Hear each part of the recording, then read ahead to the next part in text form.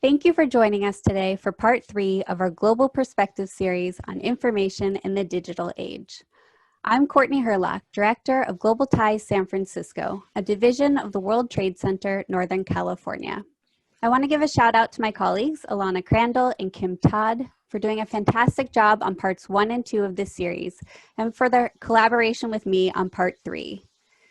Through our work on private and government programs like the U.S. Department of State's International Visitor Leadership Program, we aim to grow global fluency and mutual understanding authentically through person-to-person diplomatic exchange and professional engagement.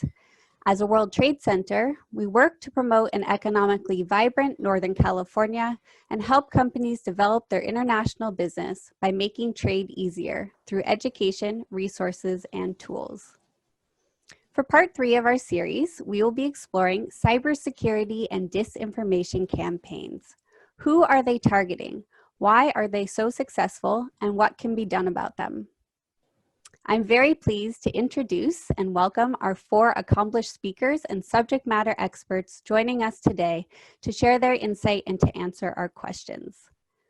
Danielle Deibler is CEO and co-founder of MarvelousAI, a natural language processing and analytics platform company focused on narrative discovery and tracking around elections, policy, and social issues. Danielle has 25 years in internet security, software development, and machine learning and AI. Dr. Kevin Limonier is an associate professor in geography and Slavic studies at the French Institute of Geopolitics, University of Paris 8. He's vice director of Geode, a research center dedicated to the geopolitics of the datasphere. He is head of the Observatory of the Russian-speaking Cyberspace, a research unit dedicated to the post-Soviet segment of the digital space as a new geopolitical and technical object of studies. He gives lectures in several universities such as Saint-Cyr-Couët-Guidon, French Military Academy, and has been a lecturer of geopolitics at the Russian State University for Humanities for several years. His work focuses on the history and geography of the Russian cyberspace and on the development of new methods of data collection and data visualization for mapping digital exchanges, borders, and conflicts in Eurasia. He is also a specialist of innovation policies in USSR and contemporary Russia. And Dr. Limonier is one of our International Visitor Leadership Program alumni, and he visited San Francisco in May 2019 as part of a cybersecurity program for France. Nick Monaco is the director of the Digital Intelligence Lab, a research lab that focuses on disinformation at the Institute for the Future, a think tank in Palo Alto, California. Nick is an expert in social media bots and Chinese disinformation. His latest work, Detecting Digital Fingerprints, Tracing Chinese Disinformation in Taiwan, documents disinformation campaigns about COVID-19 and Taiwan's recent presidential election. And it was just released yesterday. And I think he's going to share the link for us in the chat. Vera Zakem is Senior Technology and Policy Advisor with the Institute for Security Technology, a new institute in the Bay Area that bridges technology and national security policy-making communities to outpace emerging security threats. Vera has been a leader in countering malign influence campaigns and disinformation space throughout her career. She has led initiatives and partnered with U.S. policymakers to address disinformation campaigns, most notably from Russia, with particular attention to coming up with whole-of-society practical solutions to the challenge. She has also been part of the tech community, having led research and strategy at Twitter to inform the health of the public conversation. I'd like to start off by asking Danielle, what is important to distinguish between a cyber attack and disinformation campaigns? I'll take myself off of mute because that probably helps. So I think the biggest thing is making a distinction between a cyber attack is typically a kind of an offensive attack or action taken by a threat actor, and it really targets your computer information systems, your infrastructure, your personal computer device, and it's trying to usually steal, maybe alter or destroy data, or keep a data system or infrastructure from being able to respond. So it's about taking you offline or stealing your information. And those things tend to have particular motivations behind them. They tend to have a monetary motivation of some type or a disruption, right? Causing some kind of a disruption in service for people. I think that the difference when you're talking about a kind of a misinformation or disinformation campaign is it's really an information influence operation. You're trying to change opinions or hearts and minds, right, for lack of a better word. It could have a monetary component, and there is some overlap between the two, especially when you get into things like social engineering attacks that manifest in terms of something like a phishing or a spear phishing campaign. So an email that you get that wants to collect your credentials and use them for some nefarious means, or maybe just use them to change your mind about something. Those types of attacks tend to have a lot of overlap. And there also tends to be some overlap between the ways that you might detect different types of campaigns that are out there. So you may look at when a domain was registered or who the people are that own a particular domain if you're trying to understand whether it's an influence operation or they're just trying to distribute some kind of malware to you. So there's definitely overlap in detection and tracking, but where you start to come a little bit apart is in legal ramifications. So the ability for you to prosecute essentially fake information, usually it's a civil tort versus a criminal act, whereas cyber attacks can usually be criminally prosecuted in most countries. And then the other place is actually in detecting them and tracking them down. Typically with an information influence campaign, you need really a multidisciplinary team that understands the on the ground and the motivation, whereas you probably are pretty good with like computer scientists and accountants, right, on the cybersecurity side. So, and that's pretty much about it. There's probably a lot more, but I don't want to take all the time. Great. Thank you so much for giving us that context. Okay, now I'd like to ask the rest of the panel to share some notable examples with us of targeted disinformation campaigns from around the world. We can get started with Nick, please. Sure. Yeah. Thanks for having me. Excited to be here today. As Cortney mentioned in the intro, I'm excited about the timing of this seminar. We just released a report on Taiwan and particularly on Chinese disinformation yesterday at Institute for the Future. And I dropped the link in the chat. I'll drop it again, but basically it's just iftf.org/disinfo in Taiwan if you want to read it. But one of the things we explore in that report that really is one of the most kind of malicious campaigns I've seen in 5 years of looking at disinformation was a COVID-19 or coronavirus disinformation campaign that came from China and targeted Taiwan.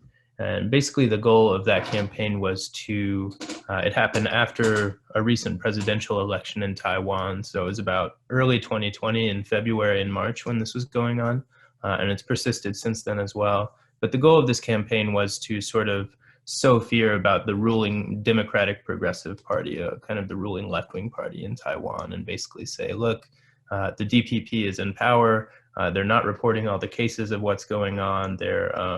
It's a little bit graphic. They're burying bodies in construction sites and mass secret graves. And there are all kinds of kind of graphic photos that were spread on Facebook and Twitter and YouTube to allege these things. But basically these were out of context photos from the 2006 Indonesia earthquake and stuff like that, other natural disasters.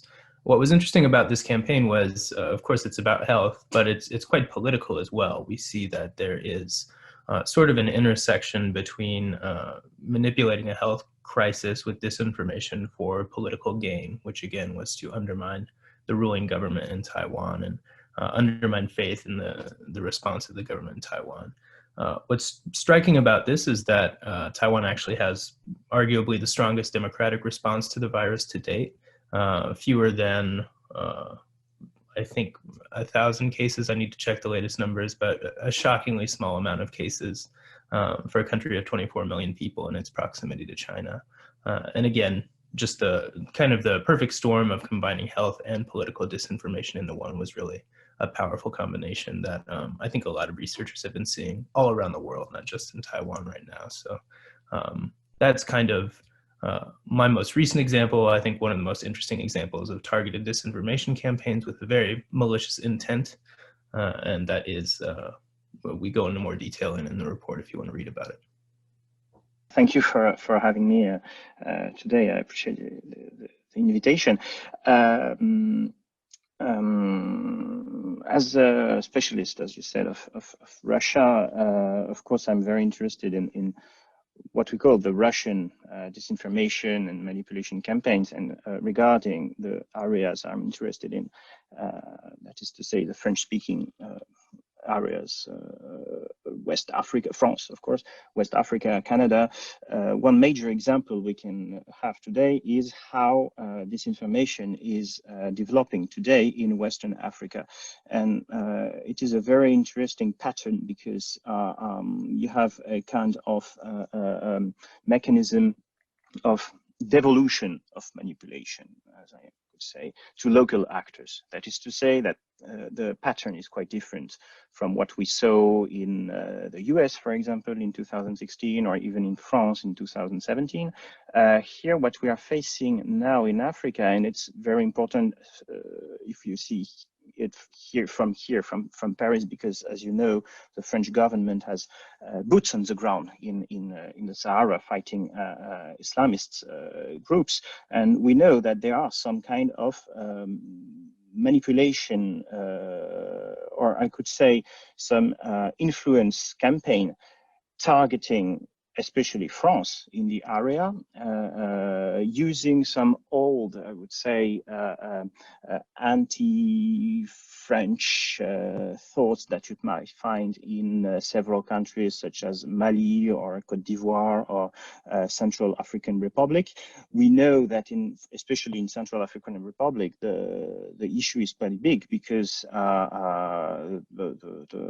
some Russian businessmen took some very important position there many months ago right now, and that these initiatives of offering to some African governments some military or security aids is going with some advices about information, influence, digital influence, etc., etc. So here the border between digital influence and information manipulation is quite thin and quite difficult to grasp. But what we can see is a group of websites using not only fake news, not only totally fake news, but oriented news in order to fulfill some geopolitical goals that are not only the geopolitical goals of Russia or China in Africa, but also the geopolitical goals of local actors who are using the narratives produced by Moscow or Beijing in order to fulfill their own political agenda. And this is a very, very important and very interesting pattern, because it is a pattern that we might encounter in Europe or in Northern America in the years to come, because it is quite a kind of a new business model of information influence after the first phase we saw between 2016 and now. Actually, most of my career has really focused on understanding both Russian disinformation and malign influence in various parts of the world, but most notably in Europe and the former Soviet Union, before I started also looking at this issue more globally, as well as in the United States. Well, look, you know, in the US, you know, we started really looking at this, researchers and policymakers and leaders and technology leaders started looking at this issue since 2016, when been very, very well documented that Russia played a role in interfering in the US election.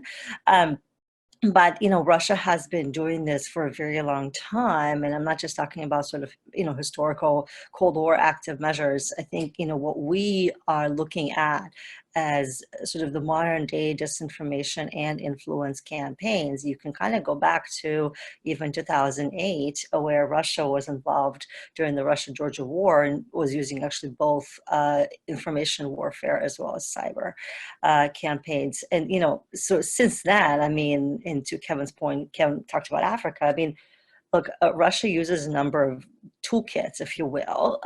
So one is very much to discredit sort of allied Western institutions, depending on what part of the world you're looking at. But it is also, as we've seen in the United States, but we've also seen this globally in different parts of the world, it is to reduce that social cohesion. And certainly, you know, when I look at my time having really doing this work, very much actually on the ground in various parts of the former Soviet Union, from, you know, Baltics to Balkans and, you know, Western Europe. I mean, this is what it is. And I will say, you know, we talk about, you know, I will say we talk about disinformation, like it's just is the thing, you know, manipulating online, obviously on social media. But I want to point to a couple of very, very important things. Disinformation does not just happen on social media, full stop. If you're looking at social media, that's just not, it's part of the problem and a solution. The second is it happens on mainstream media because there's very lack of free independent journalism. You have journalists and you have everyday populations who are not really trained how to think critically. And there's so many of these kind of weaknesses in the society to make that happen. And then another point that I will say is it also happens offline as well. Part of the reason why disinformation is so dangerous, and we have seen this case with Russia, is that it's this ability to proliferate from the online environments to offline to potentially cause harm. And the last point I'll make, and this has literally certainly been sort of Russia's MO, if you will. Certainly, again, I've seen this in the former Soviet Union space and broadly in Europe. You know, it's that disinformation is only one small part of a broader malign influence campaign. We cannot discredit, and Nick talked about this, you know, in his part. He's talking about China and Taiwan, that, you know, there's politics involved, there's economics involved, there's other aspects, right? So disinformation, again, one piece of a broader pie here. Thank you so much for giving us those examples from around the world. And I would love to now talk a little bit about how is it happening? You know, how are AI, social media bots, and other digital tools being used to spread this disinformation, and why are they so pervasive? You know, why can't we get rid of them? So I'm going to have Nick and Danielle answer this question, and go in whichever order you'd like. Sure, I can kick us off quick if that's okay. I mean, it's a complex question. I think a lot of what gets talked about in terms of AI and disinformation is bots, and there's a lot to say about bots. I've done a lot of research on bots for the past few years, but it really is just part of the larger theme, and I'm sure Danielle will have more to add there. But bots, essentially, which I'm sure you've all heard about by now, are computer programs that control social media profiles online. And basically, you can automate conversation with other humans. You can also automate messaging or retweeting of content that is advantageous to whatever message you want to spread. So back in especially the early 2010s, like 2010 through 2012, 2013, it really was about this simple, like people would program simple computer programs to make a certain hashtag trend on Twitter, especially in places like Mexico or Ecuador or Turkey. And we'd see that people in power were using Twitter bots to kind of drown out protest messagings, to kind of interrupt democratic protesters' organization and information sharing efforts. But things have gotten a little more complex since then. Especially since the social media companies like Twitter and Facebook have started to pay more attention to automation of profiles on their services. So out of necessity, and this is something you see a lot in the cybersecurity world, again, as I'm sure Danielle can attest to, basically these malicious actors, people who are building bots, get caught building simple bots, so they have to evolve. They have to start making something that's going to pass above the threshold of what Facebook or Twitter is looking for. So over time, like today, what I'm starting to see a lot more is cyborgs, basically accounts that are controlled by humans some of the time and controlled by a computer part of the time. Now this can be happening, could be a human controls it during the day and a computer controls it at night, but it can also happen simultaneously. And we did a blog post about this on the Democratic debates like way back about a year ago in September. of 2019, where we actually saw there were cyborgs that were retweeting the hashtag Yang Gang, promoting the presidential candidate Andrew Yang back then. So basically, I go into detail in the blog post. You can check it out at medium.com/digintel. But basically in the tweets, when you download the information, you can see where a person tweets from. And so there would be these tweets that were pretty human looking and they just come from a web browser. Then there would be tweets that were invariably retweets that had the hashtag Yang Gang that would come from something called Yang Gang Retweet Bot. So you could see very clearly in the data that this was a cyborg. So that's just a small, simple example, but basically the takeaway there is that bots are evolving, they're getting more sophisticated, and they're harder to detect because of this, and in part because what has become defined as a bot is evolving, right? Sometimes it's a human, sometimes it's a computer program. So it's quite difficult to detect, and it's a moving target. So I'll pass the baton to Danielle, who I'm sure has a lot to say about this. So I think that building on kind of what you've talked about in terms of bots, one of the hardest things is actually that there's so much marketing automation out there that is typically for legitimate purposes, right? You're trying to market your brand, or you're trying to get the message out there for a new campaign that you're running. And so these cyber actors that are running influence operations or threat actors that are out there that are kind of engaging in typical cyber warfare, they're using those same tools that your business uses to promote a blog post, right? Or to promote a news story and get people to come to your site or download a coupon. So all of those same facilities are available to them. And then you have kind of the other side of it, which is a little bit more AI powered. The bot side is really just, I think a lot of it is the evolving cyborg bots that are out there now, where you have people who are using them legitimately and people who are using them illegitimately, and it's really hard to figure out which one is which. But you also have computational linguistics, which is powering the ability for us to create news stories that might be fake, might not be fake, might be gibberish, but populating sites that are out there that are either masquerading as local news sites or masquerading as a right-wing or a left-wing site. So you have a lot of technology right now that is available for legitimate purposes that's being repurposed by people who want to spread disinformation campaigns. And just like you take an ad out, right, on Facebook or Twitter or a website to pull people into content, these people really think in very much the same ways. How do they persuade you to click on this ad? And then how do they use MailChimp and, like legitimate, Google Analytics to track your behavior and all of those kind of things. All of those tools that you have available to you to market your legitimate site or your legitimate business, they're all available to these same threat actors. And they know how to utilize them.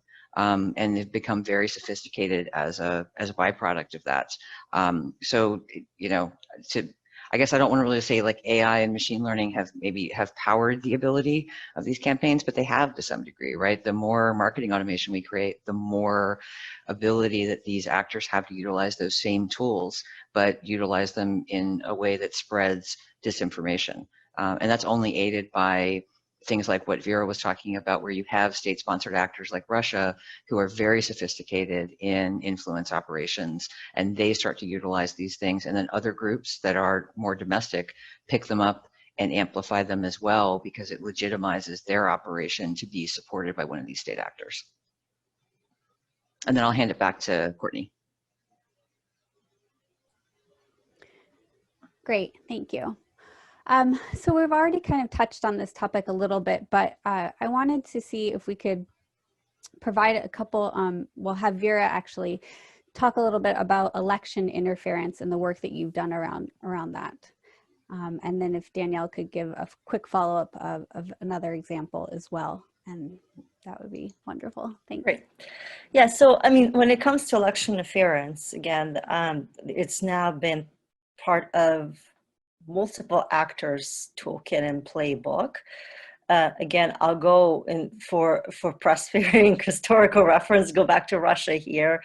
Again, not even touching on the US, but also touching on because obviously this is a well-known case that we're paying attention to right now, but also touching on different parts of the world as well.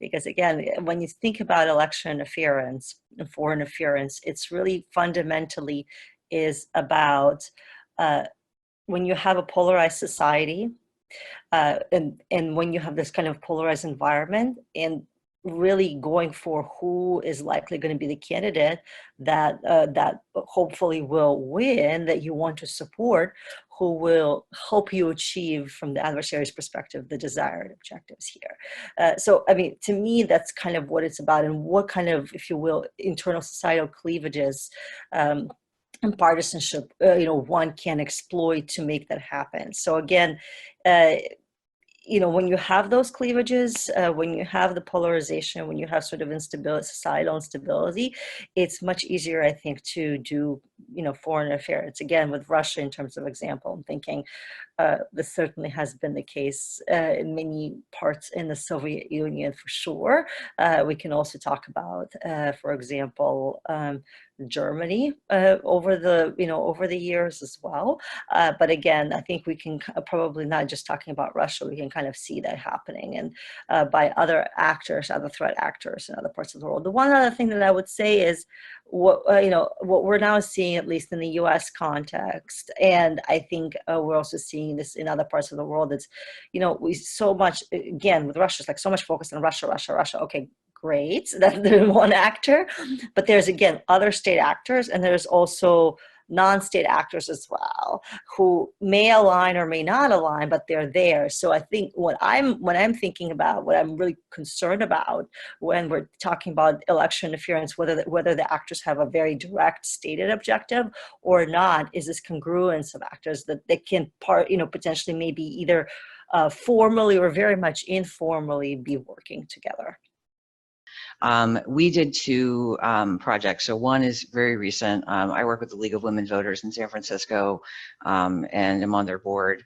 So we had a problem where a lot of our members were coming to us and telling us that they had heard that they had to affix postage to their ballots when they returned it, their vote by mail ballot when they returned it, and that they had to figure out, how many postage stamps to get on it. It came in a variety of different mechanisms, primarily through Facebook, and then got amplified on Twitter. And so it started to manifest in people sending us email asking us, do I need to affix postage stamps to my vote by mail ballot to return it, and have it be legitimately returned to my election office? And actually, that was completely fake information. There was no validity in it. Every California vote by mail ballot will come with a postage paid envelope that you return the ballot in, but it had been pervasive enough that it reached our member base, and a member base of a pretty savvy audience as well.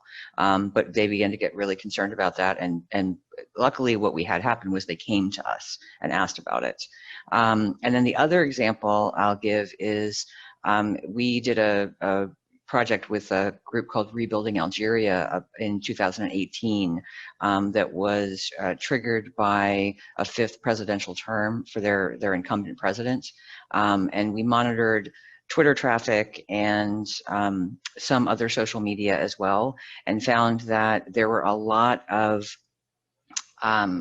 rumors that were being perpetuated by UAE and Saudi-based accounts that were suggesting that the protesters, it wasn't a legitimate democratic protest, they were terrorists, and they were kind of crossing the line. There was a lot of violence. So that was kind of the pervasive narrative from the Algeria side of things. And I'll hand that back. Awesome, thank you. Okay, this next question is for Dr. Limonier. In our discussion last week, you mentioned that there have been some cases where attempted election interference failed, and that it isn't all doom and gloom. So can you share some examples with us and talk about long-term investment in the problem? Yes, a little bit of optimism, because indeed, election interference might fail.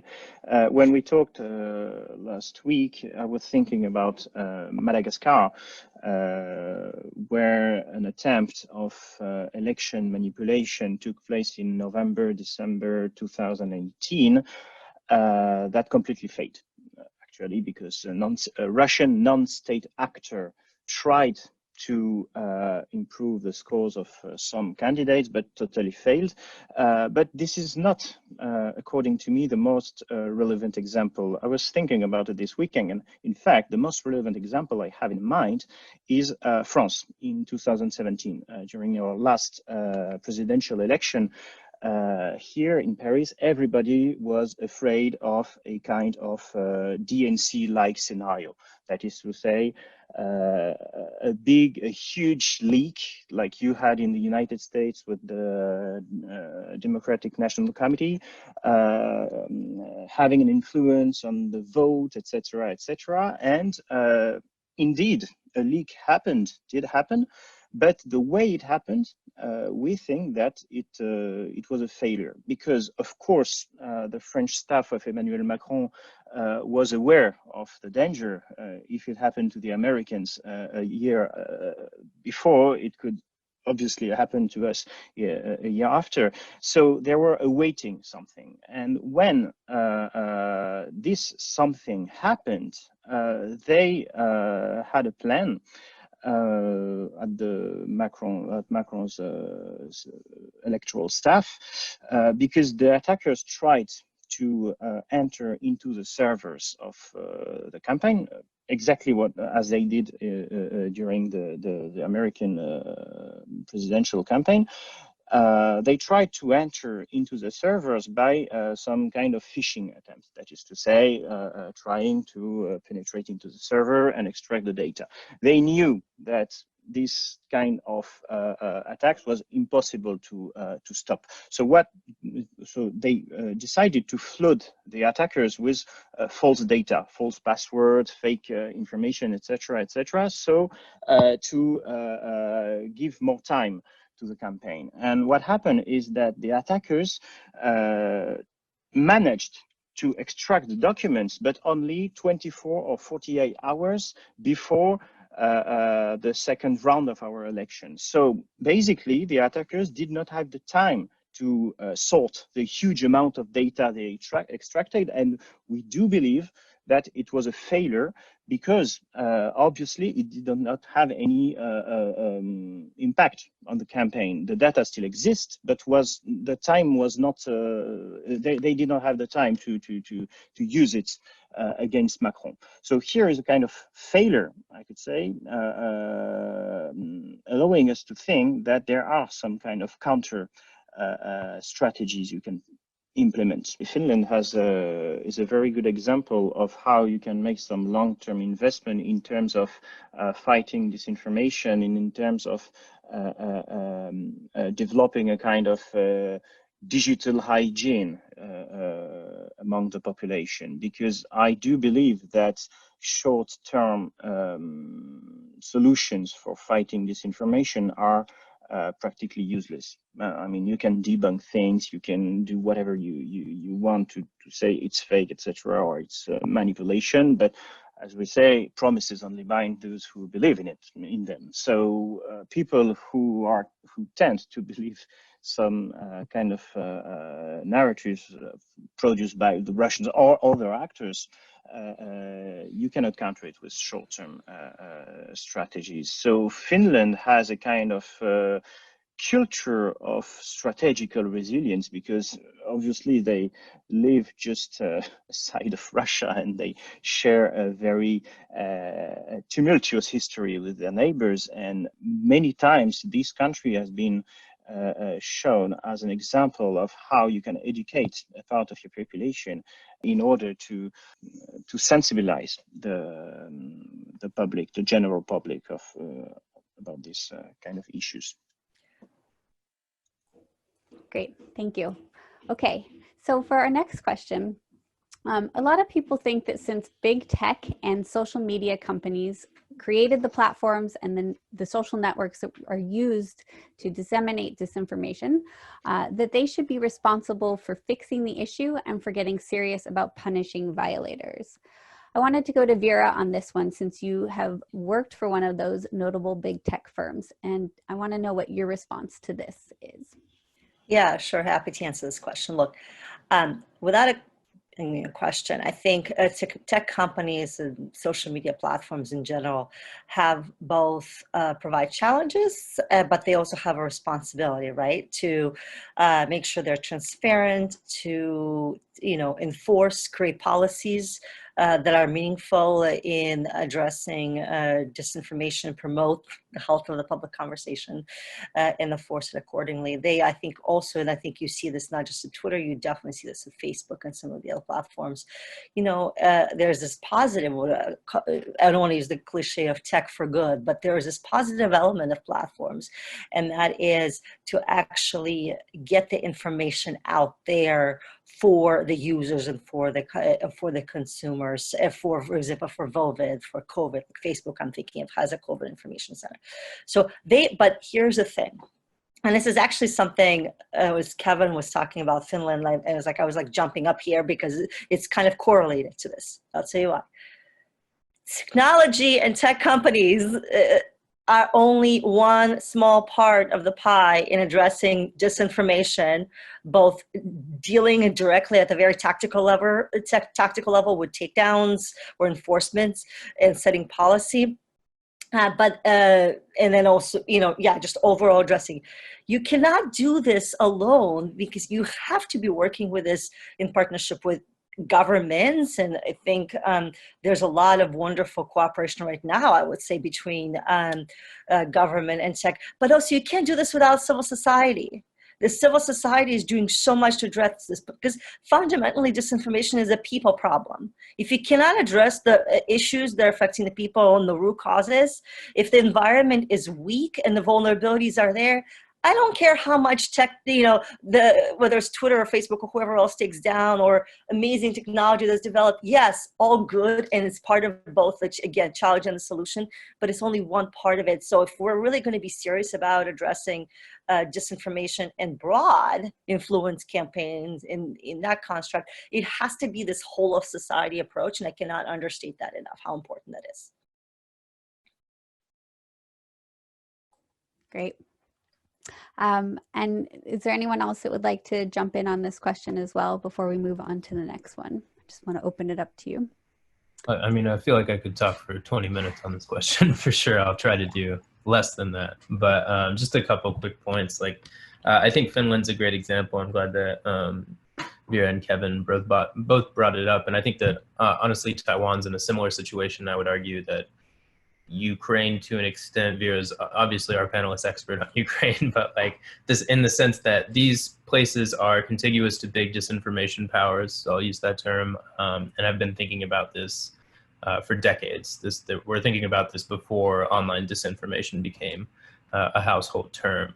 And so I think that's part of what lends to the perspective of how do we combat this long term? Where do we put funds to think about this as a long-term problem and not just something that is a trend on TikTok that'll be gone tomorrow, or whatever it may be.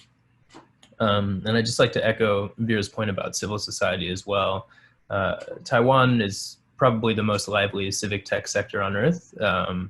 There's a GovZero, which is kind of a hacktivist and civic tech community that meets regularly to build things like Kofax, a fact-checking bot on an encrypted chat application, or build tools that help people know where masks are available during the COVID campaign, so there aren't runs on masks or panic about that kind of thing. And all of these are, initiatives that are citizen-led, but that do influence the government and do influence even big tech and how they think about these problems, and have a demonstrable effect on, countering disinformation and false information, and really making things safer and easier to giving tech and government some space to think about these problems, with a little more patience and with the long term in mind. So those are the quick points I'd like to add. Great.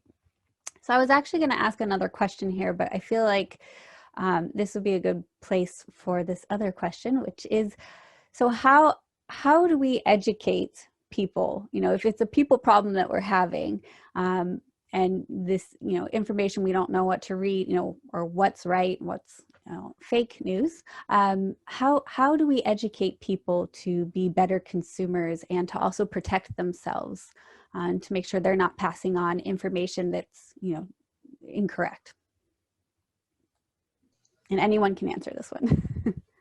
I think I'll jump in for like a minute on this, but I'm going to echo what like 3 other people have said at this point, which is it is actually about educating your population. Media literacy is not the only thing that you can teach, but I do really feel like in this case, Finland is a great example where they're teaching media literacy, how to look at a Twitter profile and understand where things come from, how to understand social media profiles in their adult education centers and in their like primary and secondary schools.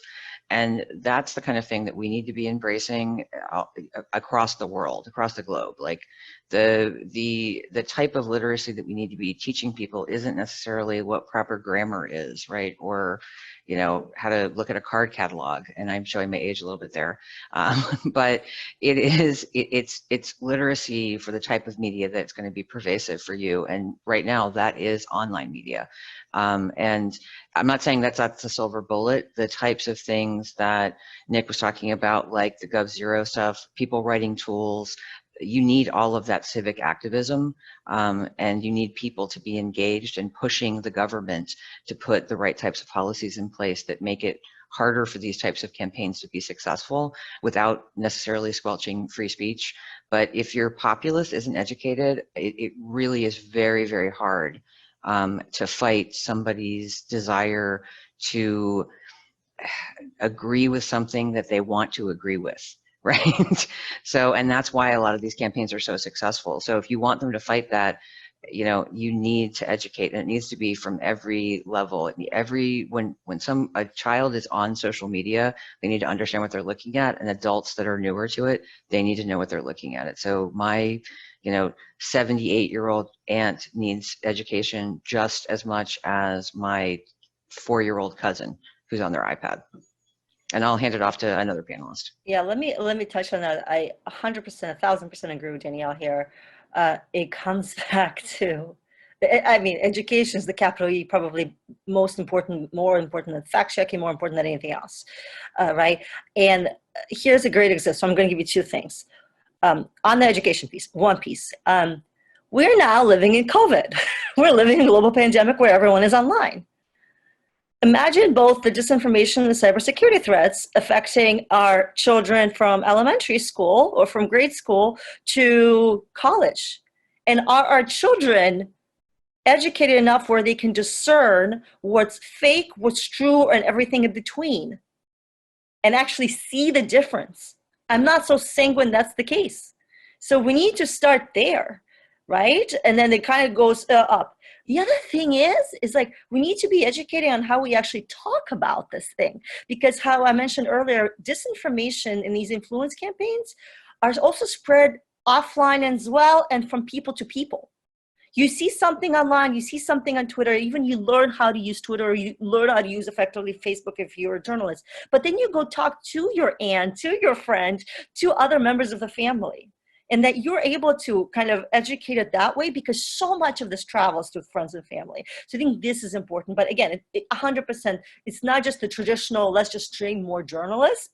100%, that's correct. But journalists are one of the segments of the population that this affects. It really, that's what, when I talk about the whole society approach, that's what I mean.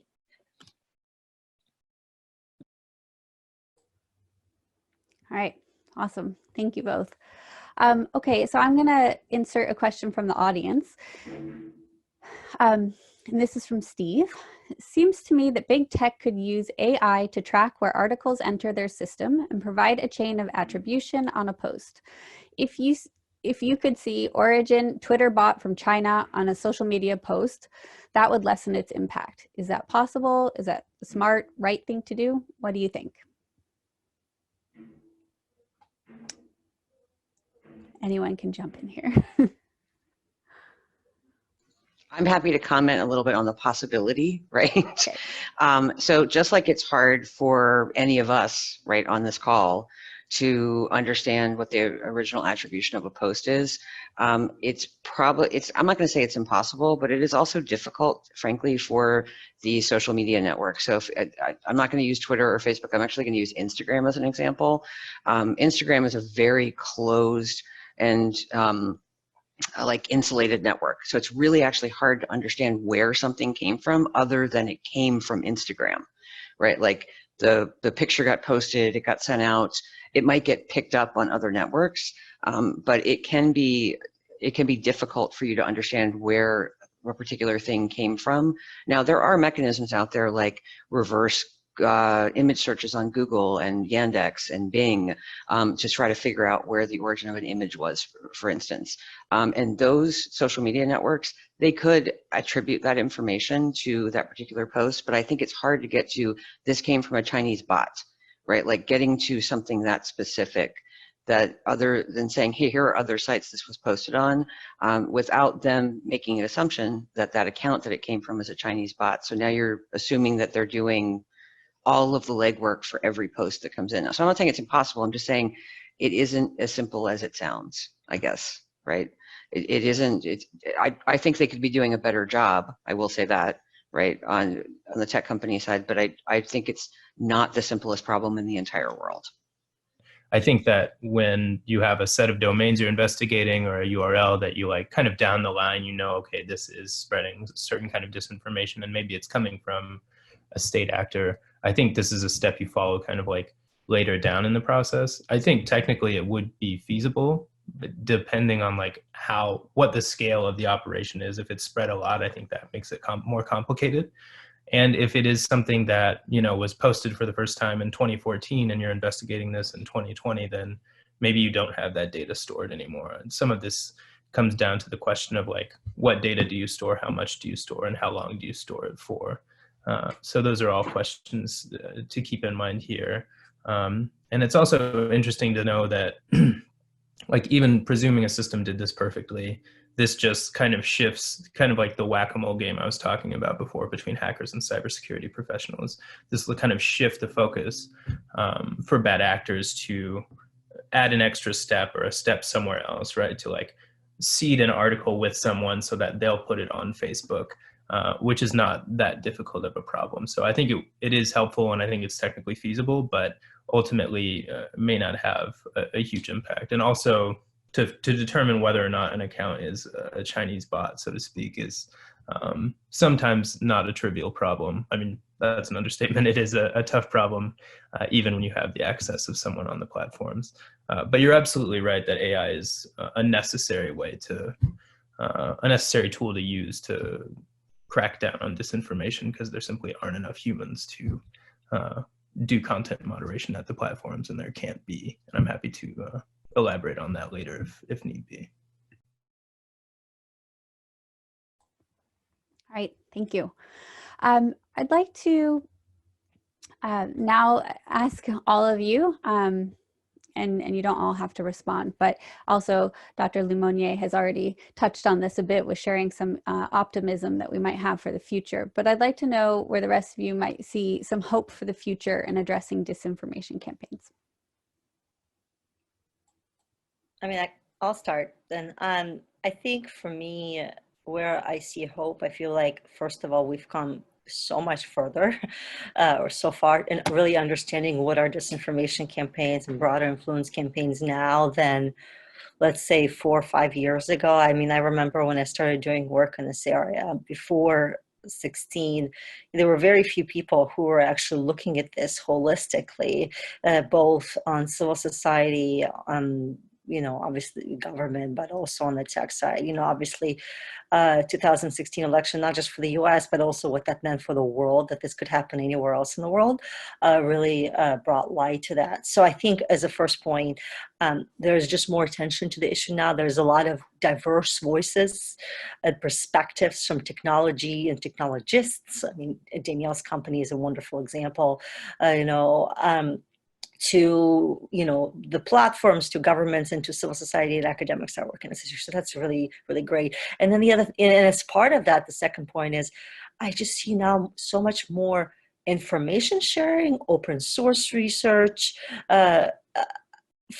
on this stuff that really, having worked this issue for a while now, I've just not seen this in a way than, say, again, like even 5 years ago. So I think I see hope in the sense that now, that because of this information sharing, because of this now this collaboration that I really see across multiple partners, there's hope on that. And the very last thing I'll say, yes, adversaries are always adapting, right? They're not going to use what the techniques and the tools that they're using now, in 4 or 5 or 2 years from now. But you know what? On our side, on this whole society business, we're also learning and adapting. Two things that I think are really just good steps in the right direction are the fact that this is a problem that's being, spoken to and listened to, and being a lot of people are paying attention now, including, big social media companies, governments, and everyone. You need to pay attention to solve it in a bigger way. Back in 2015, when I started this kind of work, and subsequently in 2016 with the US presidential election, we were sounding the alarm back then, and a lot of scholars were sounding the alarm before I was, and no one was paying attention and no one cared, least of all the social media companies. But that has very much changed. They're investing in the problem and attacking the problem, which is huge. So that gives me some optimism. The other thing is Twitter, credit where credit is due, is proactively releasing data sets of disinformation campaigns on their platform, which is a huge boon to researchers to figure out, like, what does this stuff actually look like, and keep learning about the problem on an ongoing basis. So Twitter's released more data, I think, than certainly has been used by researchers to inform how we understand the problem. So yeah, that's a huge step that I think really was something we advocated for in the past that I never thought would happen, and that all of a sudden it happened. So those are two things that are good for sure. Yeah, I totally agree with you, and I would say that in the future, what we should do is, okay, now we have indeed a civil society with a lot of savoir-faire in order to investigate, etc., etc. I also do remember when I worked on these issues and nobody cared. But now there is another issue that is coming in front of us, I think, and that's something we realized here with the Yellow Vest movement we had 1 or 2 years ago. We need to stop criminalize, I would say, the consumers of fake informations. I will explain why. Because the people who are consuming this information, at least here on this side of the Atlantic, I'm not talking about the United States, where the problem is maybe a little bit different, but here in Europe, we need to stop criminalize these people, because if these people are consuming fake news, junk news, etc., that's not because they are bad actors or whatever, but that's because most of the time it's simply people who want to know how the world works and who want to go closer to the politics. And the problem we had with the Yellow Vest movement in France is very symptomatic of a part of the society representing itself as living outside of the core of the society. And for them, consuming some kinds of these junk news is a kind of reflex in order to exist and to try to understand the world, and to understand how the world works, etc., etc., etc. And so today, I would say that we need to go deeper into our comprehension of how these consumers of fake news do actually consume it. Because in this time of COVID-19, etc., we see it on both sides of the Atlantic. There are people who don't want to wear masks or whatever. Why don't they want to wear masks? Because they don't trust the authority. And why don't they trust the authority? Because there is an education problem, because there has been a lot of political problems. So we have, I think, to address the political, education, a psychological side of this issue, because I'm quite confident in the fact that a lot of these people, if you explain well the issues, you can convince them that they are actually consuming part of junk news, and that some actors like the Russians or whatever are of course doing a business of it. So I think that's a forefront issue, according to me. I just want to comment on that really quickly. I'll be really fast, I promise. So I think that Kevin brought up a really great point that is actually maybe even echoed in the United States, which is when you have policies that can be exploited by foreign actors, and parts of your population that can be exploited, things like the Yellow Vest movement, things like income inequality, things like people feeling their personal freedoms are being taken away from them. You as a government, this is where policy really does come in and your politicians come in. That's the part where you have to understand, how did somebody get into that person's head and make them show up for that in-person event? And those are the types of policies and the types of political kind of, meanderings that we need to get rid of from a government perspective, just because they leave you less open to exploitation by your own domestic actors and state actors as well. Thank you. I really appreciate all of that and all of your input and these wonderful examples. And I want to, I already integrated one question from the audience. I do have one more that I wanted to squeeze in, and this one's for Nick. Nick, you mentioned a disinformation campaign that occurred after the Taiwanese election in an effort to undermine faith in the Taiwanese leadership. Is it common for disinformation campaigns to occur after and not before an election? Yes, would be the quickest answer. I'll be brief, but yeah, great question for sure. But yeah, this is an ongoing issue. In cybersecurity, there's kind of, you track APT actors, advanced persistent threats, the persistent being, this is something that's going all the time and you have to look for it all the time. And I think in the last few years, disinformation researchers have really come to adopt parts of that model because this is a persistent threat that goes on all the time. But yeah, there was disinformation before, during, and after this Taiwanese election, which is, again, is common in elections around the world.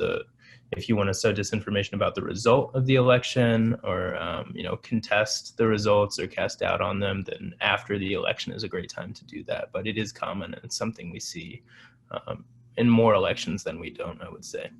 Good question. Great. Okay, well, I think that's all we have time for today. I want to thank everybody for joining us from the audience, and of course, our wonderful speakers for their time and valuable contribution to this discussion about disinformation campaigns. I definitely feel more informed. And again, thank you so much, and can't wait to work with you guys in the future.